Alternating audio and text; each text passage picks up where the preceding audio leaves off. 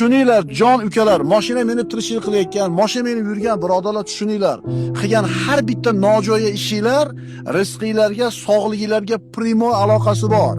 Qoidaga rioya qilish, o'zingizni palasasiga ketishlik bu harblik, chumoqlikning belgisi emas. Stressli palasaga chiqib ketishlik krutoliq belgisi emas, la'natlilikning belgisi. Shuni qachon tushunasizlar? Bola piyalar. O'sha bitta nojo'ya ish qildingiz, birovni qo'rqitdingiz, bir tomchi tushdi. Yana bittasini bir chiylatib cho'chitdingiz, 2 tomchi tushdi. Birovni ustiga yurdingiz, qo'rqib ketdi, 5 tomchi tushdi. Endi bitta odam Allohga yetib qolgan vali odam, o'zi ham bilmaydi. Alloh yaxshi ko'ring, Allohning valilaridan. Haliginga popasa qildingiz, qo'rqitdingiz, endi bir qoshiq tushdi. Mana piyola to'lganda-chi bitta sliv bo'ladi, bitta to'kiladi. Ko'payib ketganda bitta chuqurga tushib ketasiz. Birovni bor mashinasini urasiz. Borib stolbani urasiz.